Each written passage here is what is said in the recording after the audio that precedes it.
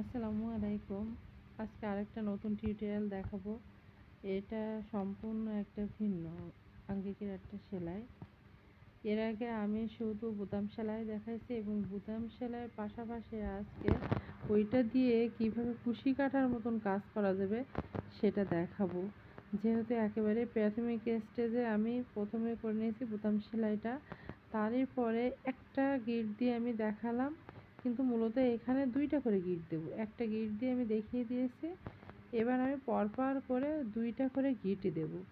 একটা গিট দিলেও হয়, কিন্তু এই ডিজাইনটা আমি দুইটা করে দিলে একটু মানে বেশি বড় বড় দেখাবে, সেই কারণে। আর যদি কেউ এখানে দুই তার সুতা না দিয়ে যদি তিন তার সুতা দিতে চায় বা তারও বেশি, এই ক্ষেত্রে খারাপ দেখায় না, বরং আরও ভালো দেখাবে।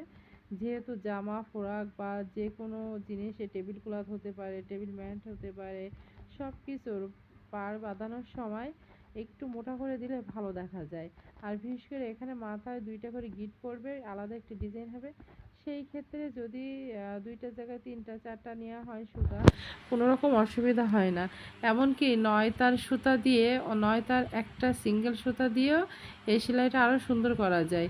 আমি আজকে সুই দিয়ে কিভাবে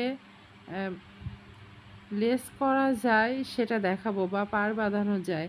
আর এরপরে কুশি কাটা দিয়ে বা কুরিশ কাটা দিয়ে কিভাবে করা যাবে সেটা পরবর্তীতে আমি দেখিয়ে দেবো। এটা ট্রাই করলে অবশ্যই ভালো হবে আর অনেক দেখতে সুন্দর হবে। ট্রাই করে দেখবেন কিন্তু। তো ভালো থাকবেন, সুস্থ থাকবেন, আল্লাহ হাফেজ।